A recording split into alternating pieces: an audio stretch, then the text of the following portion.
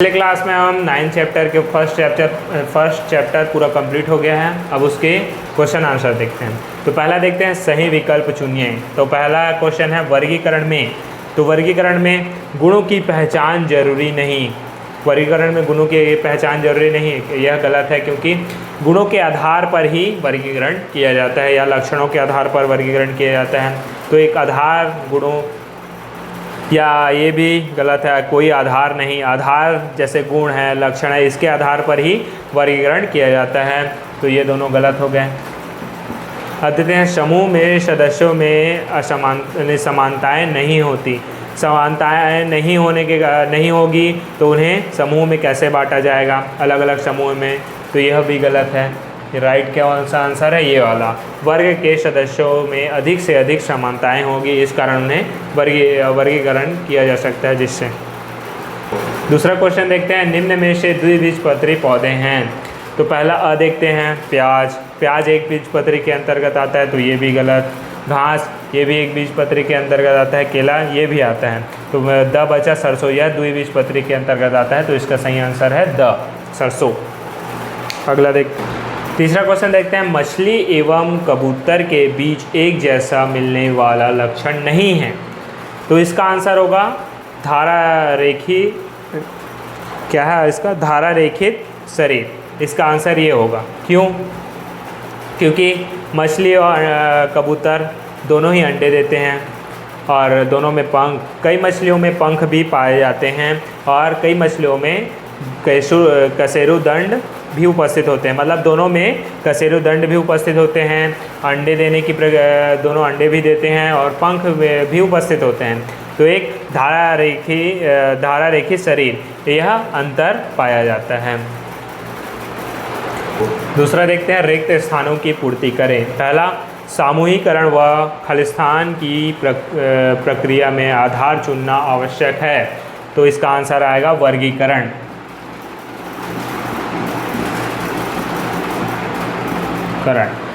समूहीकरण व वर्गीकरण की प्रक्रिया में आधार चुनना आवश्यक है।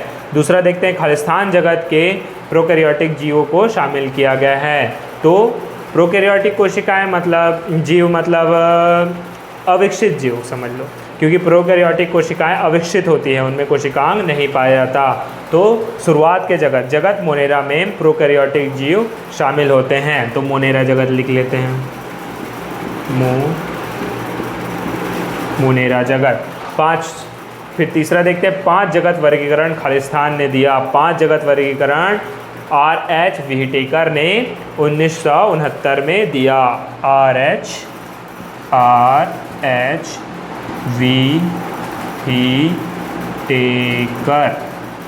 व्हिटेकर ने 1969 में दिया।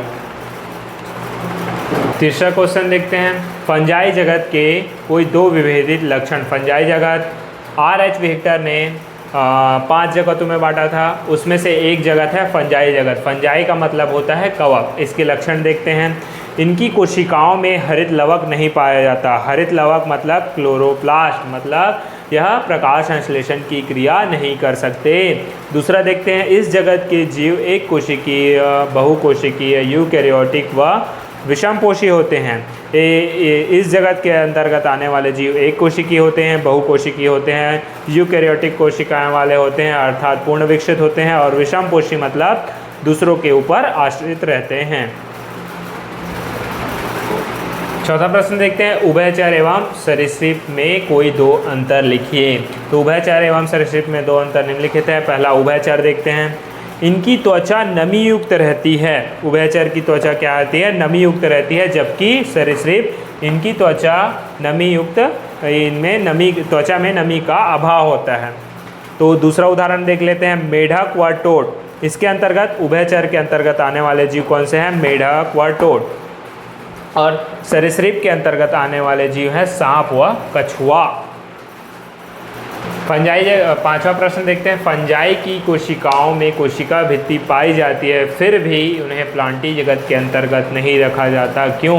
एक कारण लिखिए। उत्तर देखते हैं, प्लांटी जगत के अंतर्गत आने वाले सभी पादपों में हरित लवक पाया जाता है। जो प्लांटी जगत के अंतर्गत आते हैं उनमें हरित लवक पाया जाता है, उनकी कोशिकाओं में हरित लवक पाया जाता है, जबकि फंजाई जगत के कोशिकाओं में हरित लवक का अभाव होता है। इस कारण फंजाई की कोशिकाओं के कोशिका भित्ति होते हुए भी उन्हें प्लांटी जगत में नहीं रखा जाता।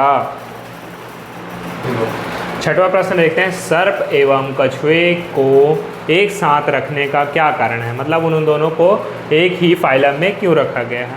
अब देखते हैं, सर्प एवं कछुए को एक साथ इस कारण रखा जाता है क्योंकि दोनों में नमी युक्त त्वचा का अभाव होता है।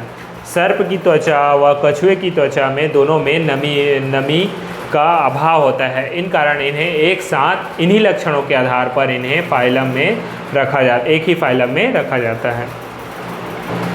सातवां प्रश्न देखते हैं, ऐसे 5 पौधों के नाम बताइए जिनके बीजों में 2 बीजपत्री पाए जाते हैं। तो ऐसे 5 पौधे कौन कौन से हैं? पहला चना, दूसरा मटर, तीसरा मूंग, चौथा सेम, पांचवा सरसों। यह 5 प्रकार के पौधे हैं जिनमें 2 बीजपत्री पाए जाते हैं। अब 8वां देखते हैं, वर्गीकरण की आवश्यकता क्यों पड़ी। हमें वर्गीकरण की आवश्यकता क्यों पड़ी? देखते हैं उत्तर, वर्गीकरण की आवश्यकता इस कारण से पड़ी क्योंकि वर्गीकरण में समान गुण वाले जीवों को एक ही वर्ग में रखा जाता है, जिनसे जीवों के अध्ययन में आसानी होती है। उनमें मतलब वर्गीकरण की आवश्यकता, उनके लक्षणों या गुणों के आधार पर उन्हें वर्गीकरण किया जाता है, जिससे उनमें वर्गीकरण किया जाता है, जिससे हमें आसानी होती है। 9वां प्रश्न देखते हैं, द्विनाम पद्धति से क्वेश्चन देखते हैं। द्विनाम पद्धति से आप क्या समझते हैं? इसके अंतर्गत जीवों के नाम किस प्रकार लिखे जाते हैं? कोई 2 उदाहरण दें। उत्तर देखते हैं, द्विनाम पद्धति में प्रत्येक जीव के नाम को 2 शब्दों में लिखा जाता है। उत्तर देखते हैं, द्विनाम पद्धति में प्रत्येक जीव के नाम को 2 शब्दों में लिखा जाता है, जिसका पहला अक्षर जीव के वंश को तथा दूसरा शब्द जाति को प्रदर्शित करता है। जैसे मनुष्य का देख लेते हैं तो उसमें जो उसका वैज्ञानिक नाम क्या है? होमो सेपियन।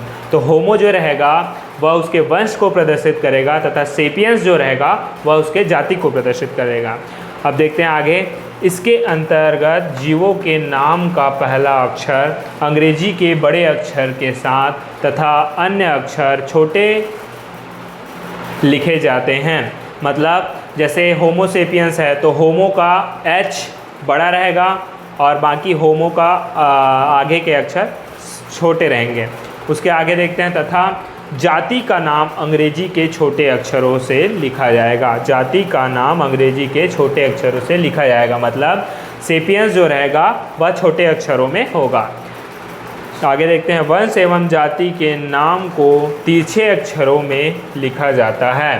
तिरछे अक्षरों में मतलब सीधा सीधा ना लिखकर उन्हें तिरछे लिखे जाते हैं। यदि ये नाम सीधे अक्षरों में लिखे जाते हैं तो इनके नीचे एक रेखा खींच दी जाती है। ठीक है, उदाहरण के तौर पर देख सकते हैं, 2 आते हैं। पहला है अपना मनुष्य ही ले लेते हैं। मनुष्य का वैज्ञानिक नाम क्या है? होमो सेपियंस।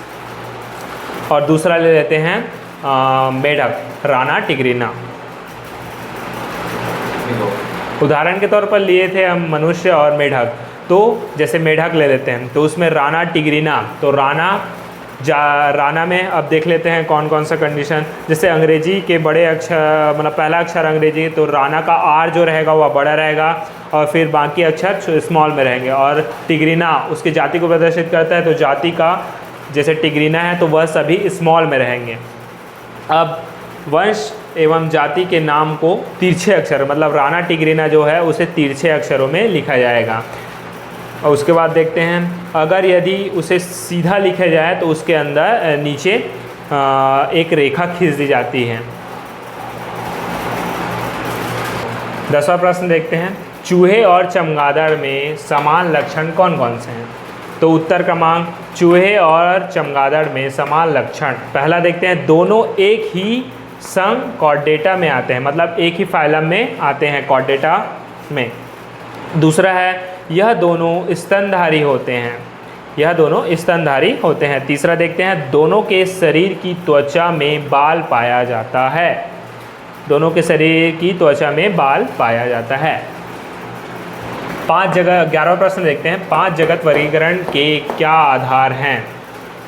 वे 5 जगत क्या कौन से हैं, विस्तार से बताइए। जो पहला कैरोलस लिनियस ने दिया था वह 2 जगत थे, पादप जगत व जंतु जगत, वह अधिक विकसित नहीं हो पाए। इस कारण व्हिटेकर ने 5 जगत वर्गीकरण को बनाया, जिससे हमें वर्गीकरण में आसानी हुई। अब देखते हैं 5 जगत कौन कौन से हैं। पहला जगत मोनेरा,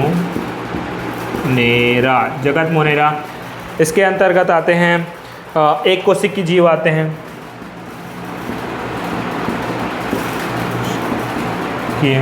एक कोशिकी जीव आते हैं तथा इनमें इनके केंद्रक झिल्ली रहित होते हैं।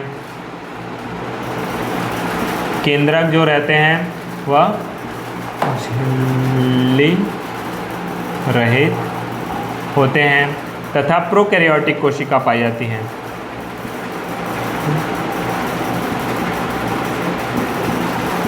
ठीक,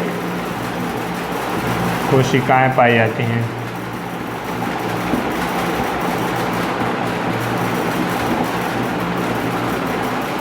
प्रोकैरियोटिक कोशिकाएं पाई जाती हैं। अब ये स्वपोषी भी होते हैं, विषमपोषी भी होते हैं, मतलब यह अपना भोजन स्वयं भी बनाते हैं और दूसरे के ऊपर आश्रित भी रहते हैं। ठीक है, अब दूसरा पॉइंट देखते हैं।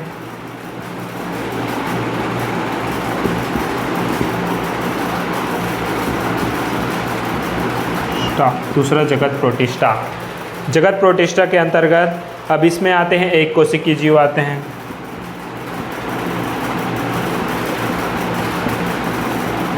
एक कोशिकीय जीव आते हैं और दूसरा इसके केंद्रक के चारों तरफ झिल्ली पाई जाती हैं। केंद्रक झिल्ली सहित होता है।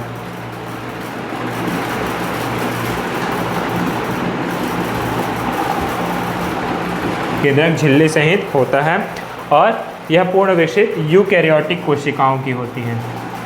यूकैरियोटिक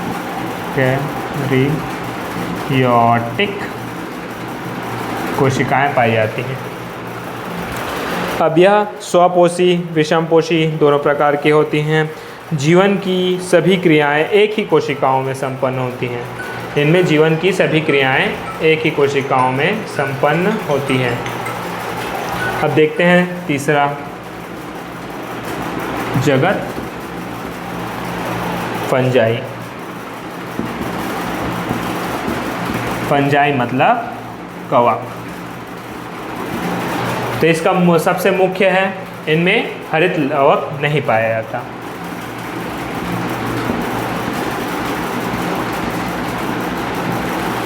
नहीं पाया जाता, इनमें हरित लवक नहीं पाया जाता। यह एक कोशिकीय बहुकोशिकीय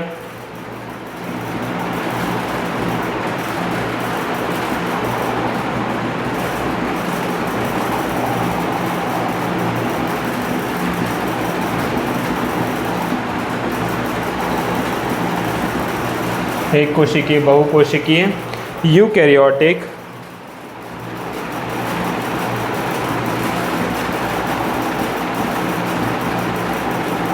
तथा विषमपोषी होते हैं।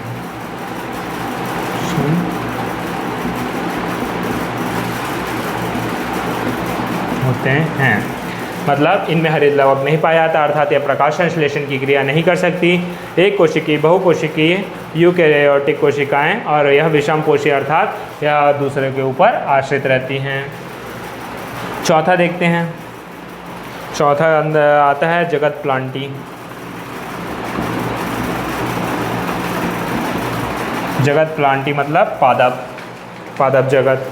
तो इसके अंतर्गत देखते हैं, तो इसमें आते हैं बहुकोशिकीय और यूकैरियोटिक कोशिकाएं आती हैं। बहुकोशिकीय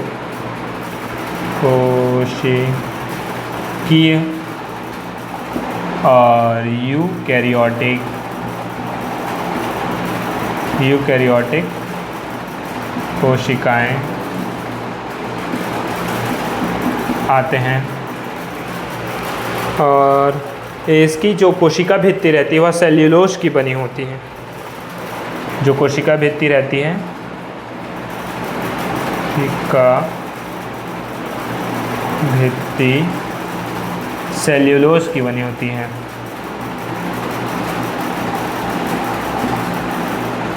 लोज की बनी होती है। अब पांचवा देखते हैं, जगत एनिमेलिया।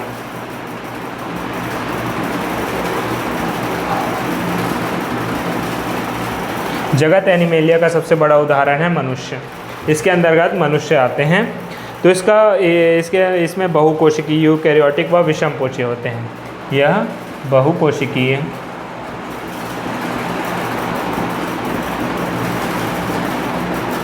यूकैरियोटिक